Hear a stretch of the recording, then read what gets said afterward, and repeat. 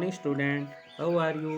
बच्चों, आज हम हिमाचल की लोक संस्कृति और योग का पहला अध्याय पढ़ेंगे। अध्याय 1। हिमाचल प्रदेश की सामाजिक संरचना 1700 ईस्वी से वर्तमान तक। हिमाचल की सामाजिक संरचना का वर्तमान युग पिछली 3 शताब्दियों से उथल पुथल भरा रहा है। हिमाचल में शैक्षिक, राजनीतिक तथा सामाजिक क्षेत्र में बहुआयामी विकास हुए हैं। बच्चों, आओ आज इस विकास पर विस्तृत चर्चा करें। 1704 ईस्वी में गुरु गोविंद सिंह जी ने आनंदपुर साहिब छोड़ दिया तथा औरंगजेब की मृत्यु के बाद मुगल सत्ता का पतन शुरू हो गया। तो बच्चों, 1704 ईस्वी में गुरु गोविंद सिंह जी ने आनंदपुर साहिब छोड़ा था, मगर 1745 ईस्वी में गुलेर, जसुआ, मानकोट, नूरपुर, कोटलैहड़, बंगाहल तथा जयसिंहपुर क्षेत्र मुगलों के अधीन रहे। राजा संसार चंद ने कांगड़ा का प्रभाव बढ़ाया और आसपास के राजाओं को अपने अधीन कर लिया। तो बच्चों, 1745 ईस्वी में मुगलों ने किन किन हिमाचली रियासतों को जीत लिया था? गुलेर, जसुआ, मानकोट, नूरपुर, कोटलैहड़, बंगाहल और जयसिंहपुर रियासतें। किंतु 1806 ईस्वी में अमर सिंह थापा ने संसार चंद को महल मौर्या में हराया। इस तरह यहाँ विविध संस्कृतियों का मिश्रण होने लगा। तो बच्चों, 1806 ईस्वी का युद्ध किन किन राजाओं के बीच हुआ था? अमर सिंह थापा और संसार चंद के बीच। सिखों तथा अंग्रेजों ने भी कालांतर में अपना प्रभाव छोड़ा। गोरखों व अंग्रेजों के बीच कई युद्ध हुए। इसी तरह 1846 ईस्वी में अंग्रेज व सिखों के बीच हुए युद्ध में अंग्रेज विजयी हुए। तो बच्चों, 1846 ईस्वी के युद्ध का क्या परिणाम हुआ? इसमें जो है अंग्रेज विजयी हुए। उन्होंने पूरी हिमाचली रियासतों में अपना नियंत्रण स्थापित किया। कांगड़ा, गुलेर, जसुआ, दतारपुर, कोटला, हरिपुर और लाहौल स्पीति की रियासतों को भी अंग्रेजी शासन में मिला लिया। अंग्रेजों ने मंडी, सुकेत, चंबा के शासकों को शिमला हिल्स की तरह राज्य लौटाकर आंतरिक स्वायत्तता प्रदान की। वजीर राम सिंह पठानिया ने अंग्रेजों से साहसपूर्ण युद्ध किया, लेकिन वे पकड़े गए तथा उन्हें सिंगापुर जेल में भेज दिया गया। कांगड़ा का विद्रोह सन 1849 ईस्वी में शांत हो गया। मंडी, सुकेत, बिलासपुर, चंबा रियासतें तथा शिमला हिल्स स्टेट्स सुप्रीटेंडेंट के अधीन कर दी गई। 1857 की क्रांति में अंग्रेजों को भयभीत कर इस क्रांति को बढ़ावा दिया, लेकिन विद्रोह दबाने में वे सफल रहे तथा कई क्रांतिकारियों को फांसी दे दी गई। इसके फलस्वरूप अंग्रेजों ने अतिरिक्त पुलिस चौकियां बनाने और सुरक्षा गार्डों की भर्ती जैसे कदम उठाए। तो बच्चों, 1857 ईस्वी की क्रांति से के विद्रोह से क्या क्या प्रभाव पड़े? 1857 की क्रांति से क्या हुआ कि अंग्रेज भयभीत हो गए थे और उन्होंने इस विद्रोह को दबाने का सफल प्रयास कर लिया, लेकिन उन्होंने कई क्रांतिकारियों को जो है फांसी दे दी और उन्होंने इसके अतिरिक्त कई पुलिस चौकियां और सुरक्षा गार्डों की भर्ती की। महारानी विक्टोरिया की घोषणा के बाद यहाँ भी कई राजनीतिक परिवर्तन हुए। हिमाचली रियासतों पर ब्रिटिश नियंत्रण हो गया। बुशहर, क्योंथल, जुब्बल, कुमारसेन, कुनिहार, बाघल, बघाट, बलसन, सांगरी, कुठाड़, बेजा, बज्झी, दरकोटी, धामी, मांगल, मलोग, थ्रोज, नालागढ़, खनेटी, देलट, ठियोग, घुंड, कोटी, मधान, रतेश व रावी जैसी रियासतें पर देसी शासन था।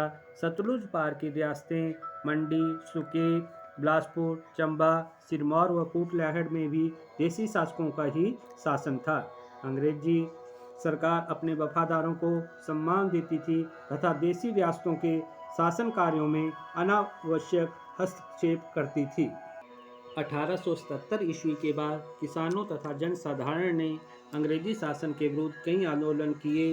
नालागढ़ में कर के खिलाफ, सुकेत में चरागाहों, घास व पशुधन पर लगे व बढ़े हुए कर लगान के खिलाफ आंदोलन हुए। बिलासपुर में झुग्गा सत्याग्रह को भले ही अंग्रेजों की मदद से दबा दिया गया, लेकिन इससे यह स्पष्ट हो गया था कि लोग बेहद दुखी थे कि वे आत्मदाह व आत्मोपीड़न पर उतर चुके थे। तो बच्चों, झुग्गा सत्याग्रह बिलासपुर रियासत में 1883 ईस्वी में राजा अमरचंद के शासनकाल में हुआ था। राजा अमरचंद जो था, एक कुशल शासक नहीं था। राज्य में बेगार प्रथा को बंद कर दिया गया और उसके स्थान पर 25% कर वसूल करना शुरू कर दिया गया।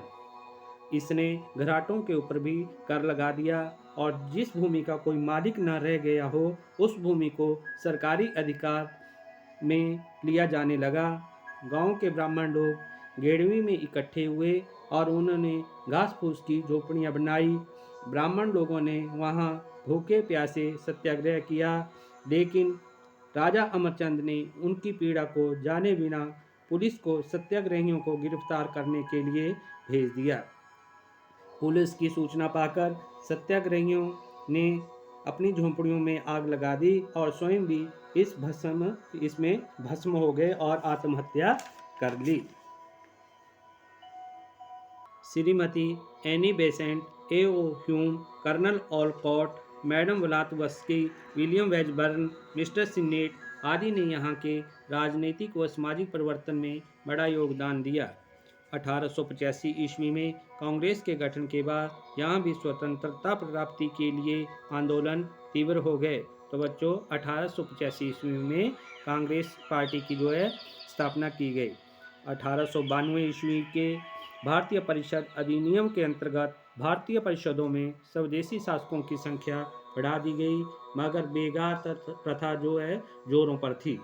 श्रमिकों को काम के बदले मजदूरी या भोजन नहीं मिलता था। भटियात बजीरी के किसानों ने भूमि लगान देना बंद कर दिया। 1857 ईस्वी में बागल रियासत में भूमि लगान वृद्धि के विरोध व चरागाहों की कमी के विरोध में जुलूस निकाला गया। इधर कुछ रियासतें जैसे ढाही, रावी, ठकुराई के शासकों ने स्वयं को स्वतंत्र घोषित कर दिया और 1906 ईस्वी में बुशहर के किसानों ने भी कर के खिलाफ विद्रोह किया। मंडी में 1909 ईस्वी तक किसानों ने सामाजिक आर्थिक शोषण के विरुद्ध आंदोलन किए। क्रांतिकारी हरदने ने मंडी में गदर पार्टी के प्रभाव को बढ़ाया। इसके बाद हिमाचल प्रदेश के सैकड़ों क्रांतिकारियों ने 1947 ईस्वी तक देश की स्वतंत्रता के लिए आंदोलन किए व शहादतें की। बेगार प्रथा के खिलाफ 1921 ईस्वी में पुनः अलख जगाई गई। 1924 ईस्वी में सुकेत ने लक्ष्मण सेन के तानाशाही शासन के विरुद्ध आंदोलन चला तथा वह विद्रोह कुछ सीमा तक प्रभावी रहा। तो बच्चों, 1924 में सुकेत में आंदोलन लक्ष्मण सेन के तानाशाही शासन के आंदोलन के विरुद्ध जो है आंदोलन चल रहा था। ठियोग में भी ऐसा ही हुआ। पहाड़ी गांधी, बाबा कांशीराम, यशपाल सहित कई क्रांतिकारियों ने जन जागरण किया। 1934 ईस्वी में सिरमौर में प्रजामंडल की स्थापना हुई।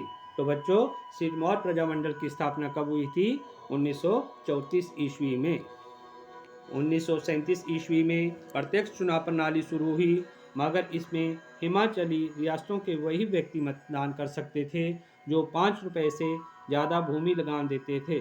तो बच्चों, प्रत्यक्ष चुनाव प्रणाली की शुरुआत कब हुई? 1937 ईस्वी में। और इसमें प्रत्यक्ष चुनाव प्रणाली में क्या कमी थी कि इसमें वही व्यक्ति जो है मतदान कर सकते थे जो 5 रुपये से ज़्यादा भूमि लगान देते थे।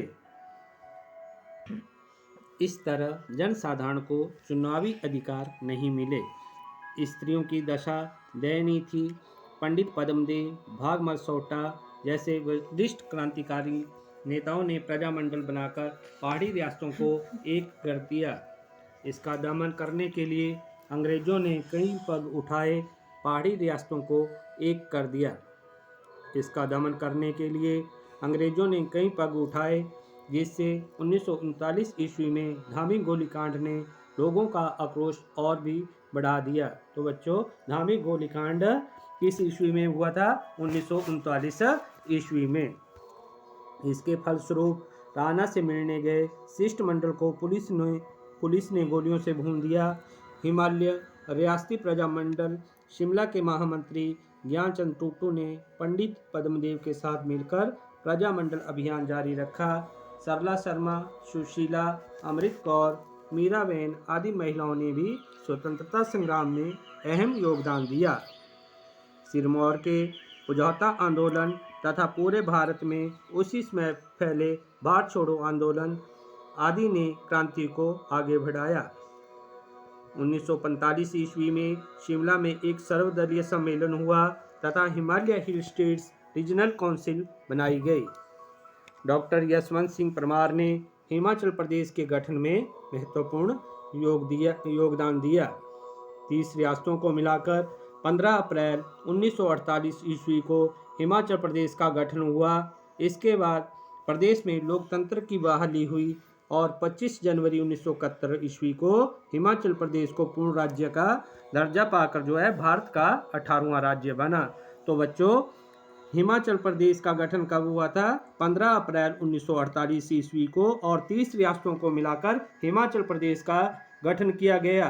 और हिमाचल प्रदेश के गठन में यशवंत सिंह परमार ने महत्वपूर्ण भूमिका निभाई थी।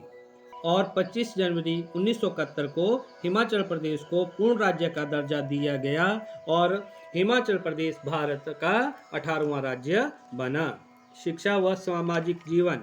अंग्रेजी शासन के कारण हिमाचल प्रदेश में मध्यांतर काल में गरीबी व असुविधाओं का बोलबाला रहा। अंग्रेजों ने रेलवे, डाक, संचार साधन, सड़कें आदि का विकास निजी स्वार्थों हेतु किया तथा इनका फैलाव ग्रामीण क्षेत्रों में नहीं किया, क्योंकि इसके पीछे उनका अपना स्वार्थ था। 1950-51 तक हिमाचल प्रदेश में मात्र 427 प्राथमिक, 94 मिडल व सीनियर बेसिक, 25 हाई व सेकेंडरी स्कूल तथा एक कॉलेज कार्य कर रहे थे। उसमें साक्षरता दर लगभग 8% ही थी। शिक्षा के अभाव में बेरोजगारी, गरीबी व पिछड़ी कृषि जैसी समस्याएं चरम सीमा पर थी। संयुक्त परिवार होने के कारण सामाजिक व सांस्कृतिक जीवन समृद्ध था, मगर आर्थिक रूप से व्यापार प्रायः वस्तुओं के आदान प्रदान तक ही सीमित था। धीरे धीरे व्यापार तथा कृषि का विकास हुआ। वर्तमान में एकल परिवारों का प्रचलन बढ़ा है तथा सामाजिक, शैक्षिक व सांस्कृतिक बदलाव भी आए हैं। वर्तमान में हिमाचल प्रदेश को शिक्षा में अग्रणी राज्यों में गिना जाता है। यहाँ जीवन शैली आधुनिक होती जा रही है, फिर भी यहाँ वर्ष 2000 की जनगणना के अनुसार शहरीकरण भारत में निम्न था। हिमाचली अब भी गांव में रहना पसंद करते हैं। वह पहाड़ी संस्कृति कुछ परिवर्तनों के साथ जीवित है। तो बच्चों, आज हमने पहला अध्याय कंप्लीट कर लिया है। अगर किसी भी बच्चे को इस अध्याय में कोई डाउट होगा तो मेरे को फ़ोन कर सकते हैं। और आज का होमवर्क है प्रश्न एक के क, ख, ग, घ भाग आप करेंगे। और तब तक अगली वीडियो के लिए stay safe and stay healthy. Bye.